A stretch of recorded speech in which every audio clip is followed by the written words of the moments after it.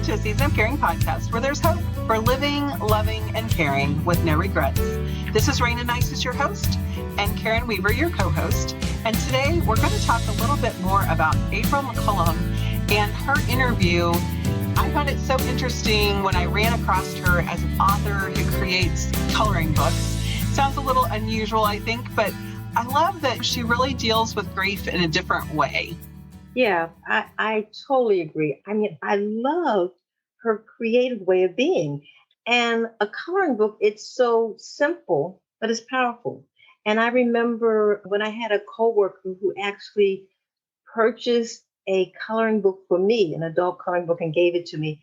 And I thought, what a thoughtful gift. It's something I would have never thought of to buy myself. So I agree. I think that is really something else that she was able to make the connection with the grief, because I think grief is one of those things that people need something tangible to kind of help them move through the process. That's such a good point. I think that we do need that tangible thing, and it's something that we avoid by having that tangible item in front of you and having those words of encouragement to process that grief. It just brings us an opportunity to think on it, maybe when we don't want to or when we haven't intentionally set aside time to do that. I think that was one of the things during my caring season I really appreciated was that long drive between leaving my dad's house and getting to my home, because I did so much processing, whether it be praying or just talking to myself. It really gave me a chance to kind of put a finger on, okay, how am I feeling? Why am I feeling that way? And what is it about what happened? So I can remember one time when I first started taking care of my dad, the lawn had kind of gotten a little neglected. There were some shrubs that needed to be replaced. And so I took on that project, and Dad and I together dug the hole, put some new shrubs in, just really kind of gussied it up. It looked really nice. Wow. So the next year, one or two of the shrubs didn't make it. So we went back to try to kind of fill in and to do a couple of little other projects. And it was just a year later. But that year, it didn't go well. My dad didn't understand why we were digging the hole. He wasn't helpful, but at the same time, he was trying to be. And so it was just kind of a frustrating situation. And honestly, it was wet. I didn't realize how muddy it was. So we got muddy, and it wasn't a fun experience. And we had a big kind of to do about, I'd ask him, can you take your shoes off? And I'm going to take those. And I literally took them away from him. I put them in the laundry room away from where he was. I ran upstairs to get some clean shoes and socks and to kind of give him some things to clean up, because I knew he wouldn't be okay without having his shoes on. And I wasn't gone that long. And I came back downstairs, and he had found his muddy shoes, and he had walked all over with the mud on his shoes. And I knew I'd done all these things right. I'd anticipated this was going to be a problem. I tried to fix the problem, but I was driving home that weekend, and I was like, why was I so frustrated by that? Why did I not handle that very well? And it kind of came back to the grief. When I really asked myself those questions, it came back to the fact that he wasn't able to be helpful and to do the things he could do just a year earlier. And it was a very in-my-face reminder of the progression of his disease. And so that taking the time to process through that feeling and to realize, okay, this isn't just because you're not a nice person that you got frustrated with him, or that you were angry that you didn't anticipate that he would find the shoes or any of those things. It really was grief. And because I took the time to think about it and to pray through it, and then I was able to really figure that out and realize that that's sadness. I needed a good cry. I needed to acknowledge the progression and say, this is where we are now. Now we're not able to do the same thing we could do a year ago. So what I thought about with the coloring book was even just sitting and coloring, some of those thoughts and emotions are going to be free to come up for those of you listeners that are caring. Absolutely. And it's a very comforting process and calming when you're coloring. And I like the idea that you don't have to color in the lines. You don't have to use a certain color. You can be freed up to do whatever moves you or brings you a sense of peace or satisfaction at that time. But you're right, is a big piece of the caregiver journey. And lately I've been having a lot of reflection on the loss before the loss, because a lot of times, Mm. we're thinking about it. We have a loved one who's terminally ill. How are we going to be able to accept losing a person when really there's a lot of loss before you ever get to a person actually transition home? So something to really think about. The other thing I was thinking about with April's interview with you was I love the way she talked about documenting the person's story.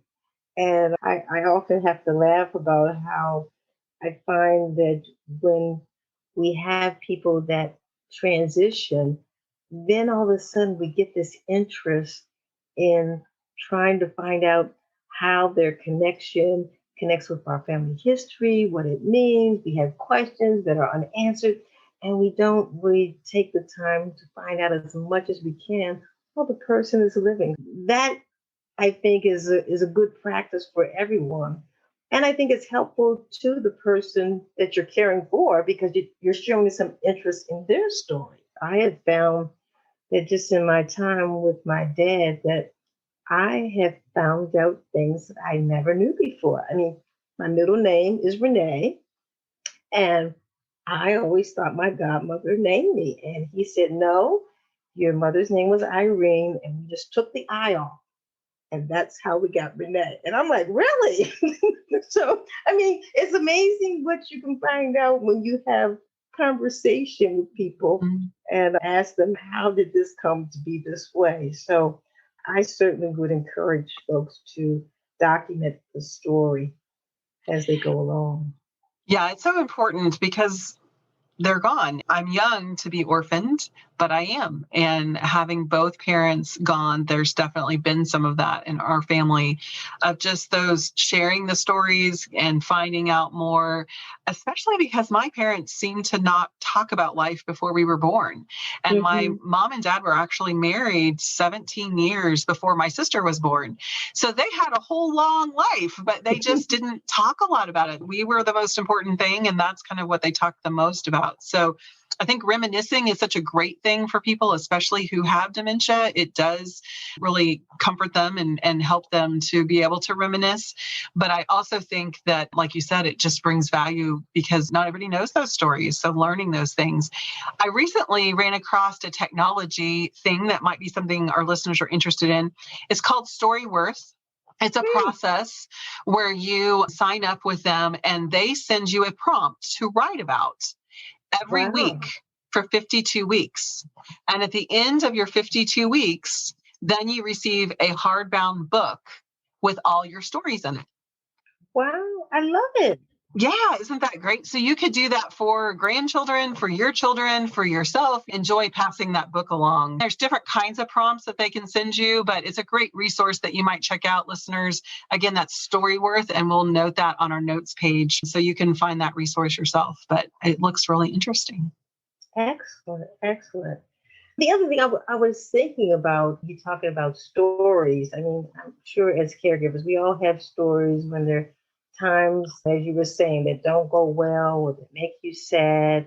And what do we do with that sadness? And what do we do when things don't go well? And I love the way April talked about that caregiving should not be a burden. And that if we are starting to feel a burden, then we're probably not doing what we're called to do.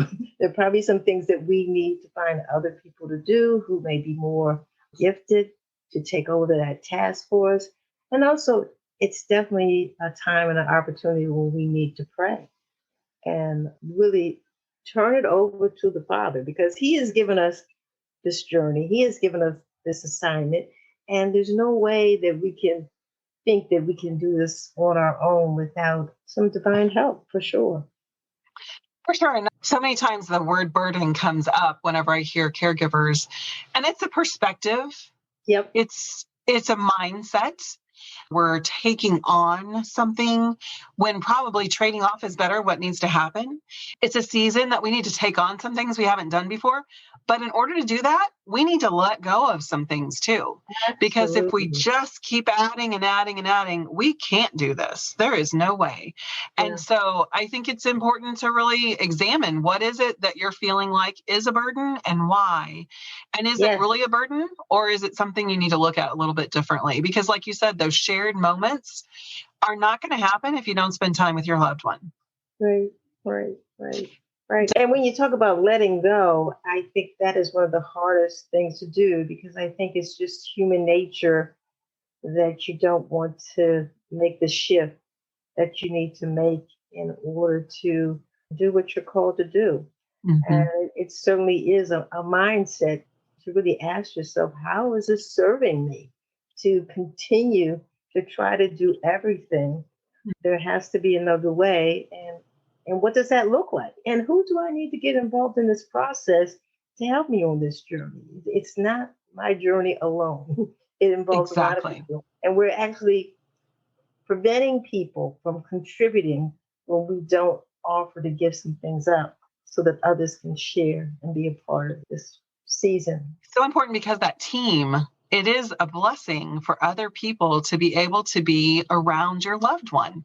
And Yes. that was one thing that as I was talking to a client this week, we were talking about the fact that sometimes we get tired of our loved one and they get tired of us, frankly, right? When that new person and that new personality comes into the picture, they bring something new with them. Yes. And that relationship with your loved one is different than your relationship with your loved one, whether it be you have history that makes some things touchier than others, or that you're exhausted. And so you're not as patient with them as someone who's just fresh coming in could be. So building that team is just so important. And I can't say that enough. We talk about getting the support, Hmm. but we really have to be serious about what does that look like. Absolutely. And the other thing that comes to mind when you're saying that is this whole idea of being right. I love the way April said, you don't have to be right. If the story your loved one is sharing is not exactly the way it happened, I mean, so what? And so I really embraced that. And then the other thing she said that really resonated with me was don't sweat the small stuff. Mm, And when she was talking about her loved one and what the person was eating, and I started to think about the fact, I'm at a point now where my dad eats popcorn for lunch. And I used to get frustrated about that. But at this point, what's the point of getting frustrated? And how is that serving me? And my dad loves popcorn. So he, at least he's eating something. And hmm so it may not always look the way we think it should look, but that doesn't mean it's necessarily wrong or, hmm we're doing something that's harmful to the person. So I really do suffer from don't sweat the small stuff. So I've had to look at myself and step back many times and say, get a grip. It's going to be all right. I think that's so true. That's part of the growth I think of that God has for us in this season is learning to really decide what is important. And there are things that we have to make happen, but there are also other things that are not important. And the joy that your dad has by enjoying popcorn every day is so important. I know when we were trying to deal with some reflux issues for my dad, the doctor's like, I really think we need to eliminate all gluten. We need to eliminate all dairy, blah, blah, blah, blah. I'm going, oh, that just sounds torturous. And so we had the conversation with her. We're like, I don't know that that's doable. Can we just do what we can? Can we try to eliminate some things and see if we can substitute some things? And we did. And it really did help him physically. But one of the things, my dad had ice cream every night Wow. Yeah, growing they up. like ice cream. hmm I remember growing up, he had ice cream every night, but definitely when he was on his own after we were out of the house, every single night he had ice cream. We were like, how are we going to do that? And so we ended up finding Rice Dream, which was rice milk. Mm. And we put chocolate syrup on it. And he loved it. It was no different than his vanilla ice cream. Now, were there other kinds of ice cream probably that were more of his favorite that he would choose? Sure. But it helped him, physically. So we were able to say, okay, how do we compromise and let him have what he needs physically to be healthier as possible? At the same time, is still have the joy, because my gosh, if you've lived 85 years, I think you should get to eat ice cream if you want to. I know my dad eats ice cream too. He eats ice cream and he eats popsicles. And the thing that also comes to mind when you're talking about that is when April was talking about boundaries and expectations. And I used to get so upset when I ran out of ice cream. And I'd be like at the store thinking I need 2 and 3 days because I don't want to run out. But I love the way she said you have to build expectations and boundaries. And it's okay if you run out of something because you have to do what's manageable for you. And you don't want to put yourself in a position where you're running to the grocery store every day. You want to have a plan and make a plan that works for you. It can't all be about the way you want to serve your loved ones. So that was nice to have that pressure off me about the ice cream. Mm-hmm. Running out of it. Expectations are where we do find so many disappointments, and we set ourselves up for those things. We bring our own frustration and disappointment by having unrealistic expectations or uncommunicated expectations. For us, as we brought caregivers into my dad's home, it was frustrating when you went to use something and it was gone. There were so many hands in the kitchen that it was like, guys, you got to write it down when you use the last part of it. Right. Some of those things, being able to communicate it made a big difference, because then it was letting other people be on your team and help you versus working against you. Having those expectations can be, they can be helpful, because if we expect ourselves to do certain things, those can be helpful motivators. But at the same time, when we set our expectations up for other people, that's when we can expect to be disappointed and frustrated. Absolutely. The communication on that team is so important, so key, especially when you're operating with several people.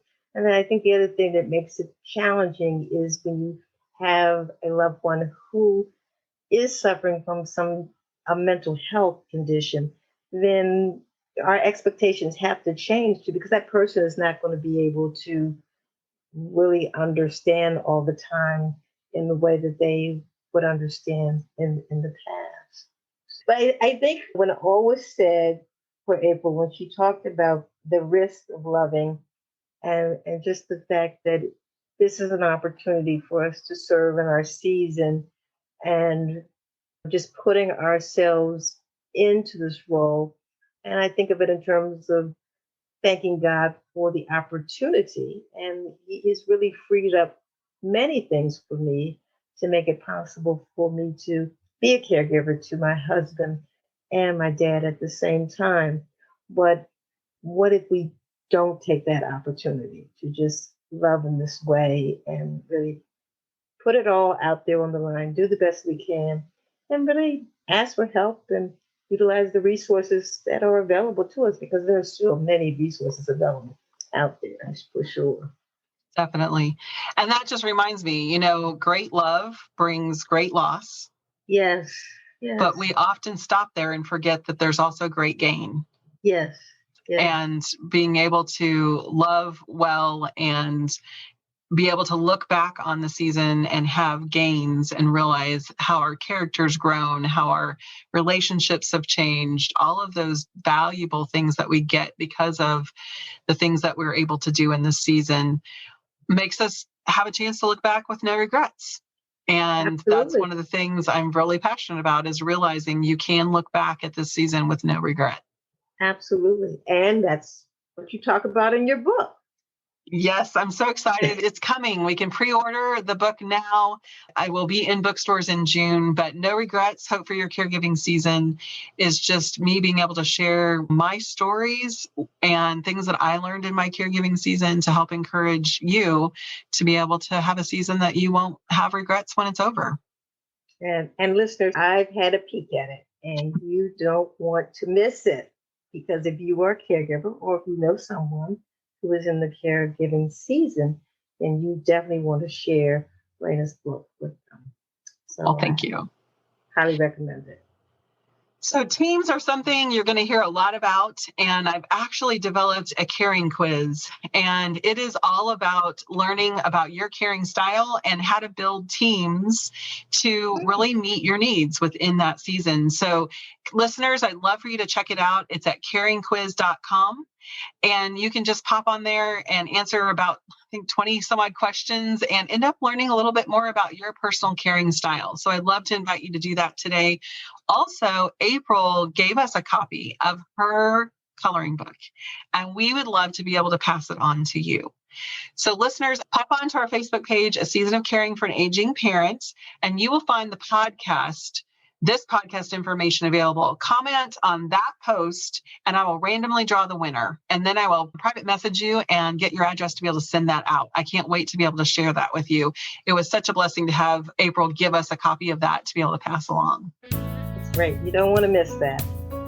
Well, listeners, thank you for joining us today. And just a reminder, A Season of Caring podcast is created for the encouragement of family caregivers. If you have a medical, financial, or legal question, please contact your local professionals and take heart in your season of caring.